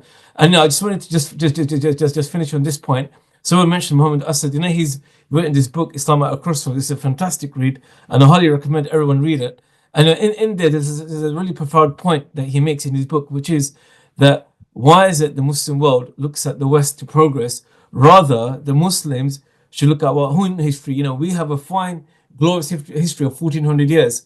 And if we want to move forward, we should look back at our own glorious history to see, what the Muslims achieved and use that to move forward and to progress. Okay. Barakallahu fikum. So I would say to that, why do we have to look into history for inspiration? So is that a question to me? Yeah. Do the Americans look into their history for inspiration? Does the world look at history for inspiration, or do they look to America for inspiration when it comes to development, lifestyle, aspirational goals, ambitions, education, material development? Do people open books on history to get inspiration, or do they look at the most developed nations on earth today for inspiration?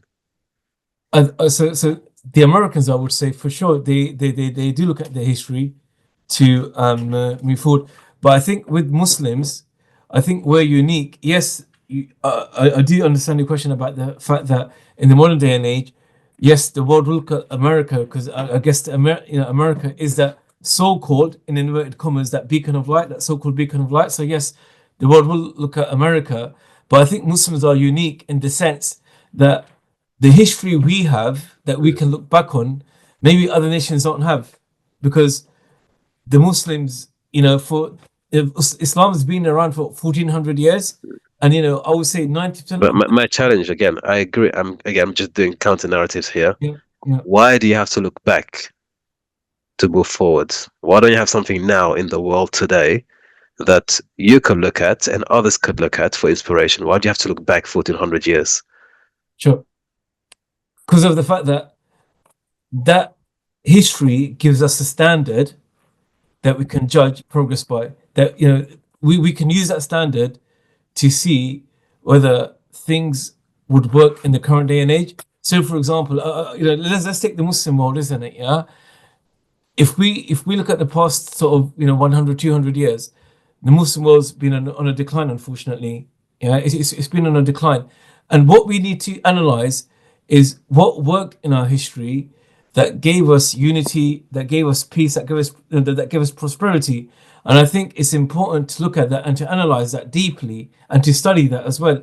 But So for how that, long? How long do we have to study? It's been 200 years. How long? How many more centuries do we have to study before we can do something on the ground?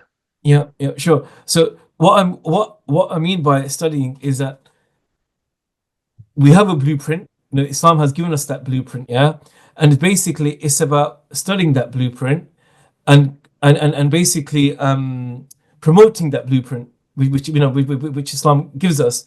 And I think as Muslims we should promote that blueprint because it's that political blueprint that Islam gives that I believe is basically the solution for the modern day problems. But okay, so we have these blueprints for 1400 years. We have 51 Muslim nations today in states.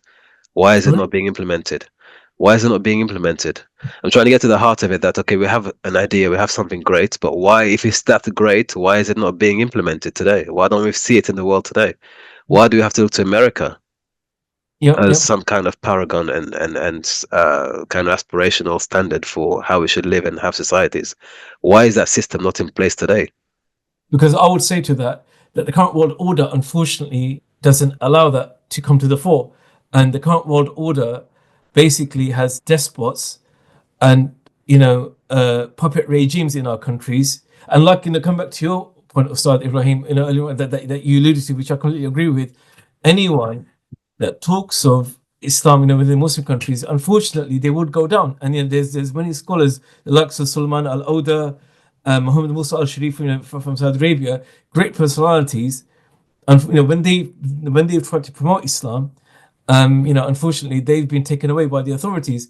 And I think ultimately, what it comes down to, the reason why it's not prevalent in our countries is because certain countries of the world, especially America and Europe, they see it as a threat because Islam provides that alternative civilization which once existed, and the West, they see that civilization as a threat, and I think because of that, unfortunately, it's not implemented in our countries. But having said that, I think the tide is changing. There's a lot more awareness of Islam now, and I think there is that desire to have that civilization again within Muslims, and hence the discussion that we're talking about, I think, proves that. Can I just add? I just want to add that I think there's a lot of smart, like genius people in the Muslim worlds, and even in just like the Eastern world, the so-called, the South, the global South. An example of that is like The Boy Who Harnessed the Wind. I don't know if you've seen that documentary, but it's about this young boy who basically uses wind power to generate electricity for the entire village. And there's people in America and who are wealthy who know that this talent exists. Even I think the one of the software founders for Microsoft or a computer, she was a young Pakistani girl. And I think she's not alive anymore, but she basically was this mastermind, and she helped them develop this technology that now, it's got an American name. Everything is American about it, but it didn't come from an American. Like there's a lot of ideas that get stolen, and that get, like I think Americans are experts at communication, and they really know how to claim things and brand it properly. Like I can't not emphasize this enough. It's a very important skill to have. But that's not all. When there is this talent in the Eastern worlds, they don't have the infrastructure. It's true, they're advanced, they're behind in terms of technology. They don't have the infrastructure to actually develop the idea. We don't have the Silicon Valley in these countries, and if we did, I don't know how that would go. But even for instance, in Pakistan, they have special economic zones. In Dubai, Dubai, the whole city is a special economic zone. So it doesn't have like Islamic laws applied to it, and that's why you have so many expats who are there, and they can basically live tax free and get away with whatever they want. But in Pakistan, they have special economic zones created as well, which was part of like the CPAC agreement, and those are still they're still being worked on. It's still far behind, but it's because there's not investment happening in these countries, because it's a lot of hard work. It's very hard. You're not just dealing with technology. It's actually easy to provide the technology. It's the people that is the biggest challenge, because like their mentality of a lot of people is very like self-pitying, and it's very it's just not, I don't know, it's just they don't want to work for it. You have to work for things, you can't just think it's going to happen instantly. But I guess the reason why they don't want to work for it, that challenge, is because when you're constantly daily looking at people who are already ahead of you, you constantly feel like you're behind and what you're doing is not making a change. And that's, I'm referring to social media and obviously being exposed to how everyone else is living. So I know it seems like a small thing, but your focus and what you're looking at and the effort you're willing to put in, all of these things make a big difference. And they don't happen overnight. They take a lot of time, patience, consistency, and also you just need people to believe in you. So that's what I'd say. I think, and this is something that you don't need to think about intervention from outside. You just have to do the best you can and focus on a small thing. Just, you have to see there's opportunities around, but we need to find the right people to connect to those places, and then just wait for a while. You have to be invested, wait for a while, and we will see those things. We need to actually start small, but just stay there, because eventually we'll see it grow. Barakallahu Fiki. We're going to end in a bit, inshallah. I'm going to add another counter narrative again here. As you mentioned very well, I think the entrepreneurial spirit, if America has given anything to the world, it's the entrepreneurial spirit, right? The idea that you can come with a dollar in your pocket and you can realize your dreams in America. It's a land of opportunity, right? The Big Apple. And we have seen, for example, the top brass in companies such as Google, Microsoft. These are from the subcontinent, right? I think there are many CEOs right now in the Silicon Valley, are all from India. Major, I think even the COO of YouTube or Google, right? The new one. So they have demonstrated that, yes, if you come with ideas in America, we will embrace you. And we will foster and feed and nurture that talent so that you can realize the maximum potential. Doesn't matter how you look, who you are, where you're from. If you come with something positive and constructive, we will give you the tools and opportunities to develop and grow. And we have seen that. There are many entrepreneurs who, in their homeland, could not realize the full potential of their skill. But if they go to America, you get scholarships, you get programs, you get endorsements, you get mentors, mentorship. So they have demonstrated that ability to take raw potential and to develop it. That documentary mentioned about the young man or the young boy who is harnessing wind. I'm pretty certain that documentary is produced by Americans, right? I'm pretty certain it's produced by Americans. So again, what does that say about the ability to find talent, to exploit talent, and to utilize talent in order to develop the American dream? Perhaps if we had the, I don't know, insert Muslim country name here, dream, and people believed in it, then perhaps our societies would be a lot more aspirational and we would see development. We would see some sort of positive change within the society. And also, if we didn't have so many barriers, because we all know if you come from a Muslim country, there are many barriers when it comes to establishing enterprise, when it comes to navigating politics, when it comes to going through legal systems. There are many barriers there that shouldn't be there, but are still there. So perhaps if we were to refine those systems in-house, we would have equal opportunities to develop a better society. And then potentially, we would never have to look at America as a source of inspiration, a sort of development. So that's my 2 cents anyway. 2 more minutes. Does anyone have any final statements, any final commentary before we call it a day?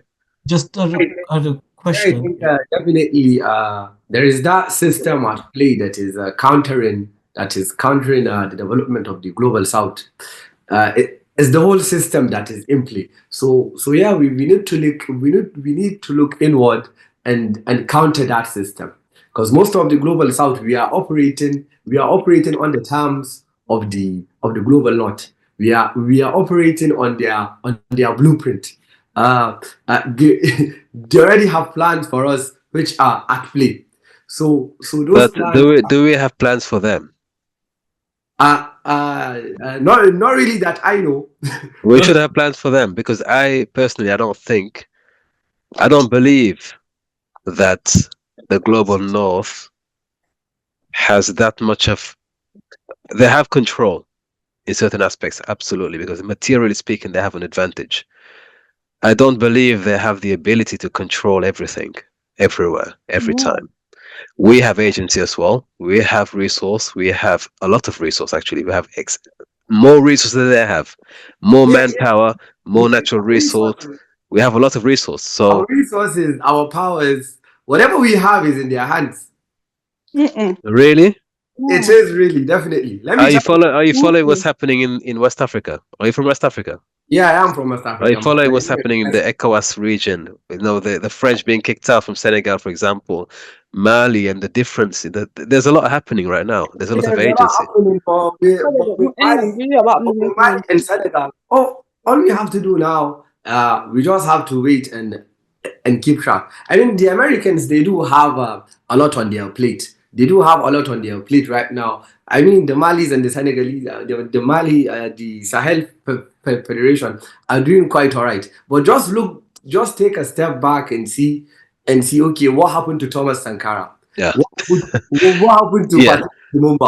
Okay. Let me. What Let me. happened to those No, of I need to push back here. I need to push back. Who killed Sankara? Who killed Lumumba? Lumumba? Physically. It is Who what killed? Malcolm X said. They pay one of us to kill one of us, and then today we are killing each other. Okay, so if we stop killing each other, if we stop being the mules who did the job in the first place, they couldn't get to our own brothers if we were not the ones pushing. Yeah, but they would always be mules. That's the problem. There would always be those who are willing to. Okay, let me ask you this question, brother Marwan. No, let me entertain this. Which American president, which American head of state was ever assassinated because of an African group, CIA in Africa, funded an American to kill an American president? That will never happen. Yeah. So at some point, there's complicity. We are willing to do the job, and therefore we are also conduit of it. We have to take blame. Lumumba was killed by his fellow Congolese, his own people killed him. Lumumba was physically killed by the Belgians and the CIA. But which hands? The hands that carried him there and tortured him were African hands. Well, but they were there. They were present. They came and they killed him. And after they killed him, they poured his body in acid and they dripped his teeth, and they went back with it to Belgium. Yeah. But yeah, this thing happens. And then you just have to read the Confessions of an Economic Man to understand that, okay, all of the resources that we have is not really our own, it's theirs. They are their hands. And then with the WTO, the fair trade and the intellectual property rights. These are all engineered to keep us where we are so that we won't really develop. We don't really have the technology. And even if we try to, produce that technology, they will hit us with intellectual property rights. And then you will have to pay all of these fines. And then there are these debt traps of already tax your people and send us all the money in debt servicing. So the system is already played to keep us where we are. So that's the problem that we are facing. So we need to try and break free from all of the IMF, the WTO, and produce our own agencies that would help us grow. Any final statements from anyone? One more statement, inshallah. Yeah, and then I would also like to say, like, all the technology that we are looking that they have, originally they built on what we did. Whether it was we look at Abbas, Farahi, and Haitam, they all did. Okay, we're gonna have a rule. We can't go back more than 100 years. Yeah, Muslimin, we cannot go back more than 100 years anymore. Okay, when we talk about what we achieved, we can't go back more than 100 years. Let's stick in this century. Yeah, but still, though, I wondered, do we? Okay. Go ahead. Yes, Brother Abdurrahman, and then we can call it a day, inshallah. Brother Abdurrahman. Thank you, Brother Marwan. I wondered, do we even want to walk down this path? Because the issue with America, yes, they have a very good entrepreneurial spirit, but they also have very individualistic. It's only me. And you see what happens. The children, they're leaving their parents in the old care facilities. People, they're not connected as a family together. Well, back home in Africa or in the Middle East or the subcontinent, people are connected together. They're a community. They care for each Is other. that because So of by choice or by necessity? Allahu alam, because you wonder, is it because of the technology? Is it because of this entrepreneurial spirit where they want to go ahead, invent, change the world, or is it because of really? I would say, is it because of there's no religion? Because they even left Christianity now. There's nothing that binds them together any longer. I think we will have to have a part 2 on this topic. It's very interesting. Very interesting. Thank you all. It's been a very interesting. And again, don't take what I've said as what I believe. I'm just trying to push back. I think there's a lot we can discuss when we talk about America and the Muslim world. What I tend to take away from these is that we are defeated even before the game began, because we see them as being almost like an invincible opponent. That they have all these systems, all this technology, all this power, all this influence, and we are just kind of like helpless victims. I think we should be a bit more confident in what we can achieve. We have a lot of resource. If you look at manpower in the Muslim world, anywhere outside of Europe and the West, there is a lot of manpower. The youth are in Africa. I mean, the amount of youth in Africa cannot be compared to what we have in America. And they're running out of resource. We have immense natural resource, immense potential. There is a lot of opportunity outside of America. But if we can't see it in ourselves, then we will never realize the potential. So rather than looking at them as being so great, and again, America is not the land of milk and honey. There are many issues in America, but they're able to still surmount and overcome those problems and still achieve things. Yeah. So I think perhaps we can take a bit of what America's taught us, in that if you're willing to fight for what you want, and if you're willing to see a dream, the American dream, and work towards it, you can achieve greatness. Yeah. Okay, there are bad things, but there are also positive aspects of American culture that we can, and we are seeing being adopted across the Muslim world, whether we like it or not. Barakallahu feekum. We're back next week on Monday. So for those who are watching this replay, you can join the weekly discussions by joining the Telegram group, and you'll receive a link every Monday to join the live discussion. Thank you for joining, and we'll speak to you next week. Wa alaikum salam wa rahmatullahi wa barakatuh. Alaikum.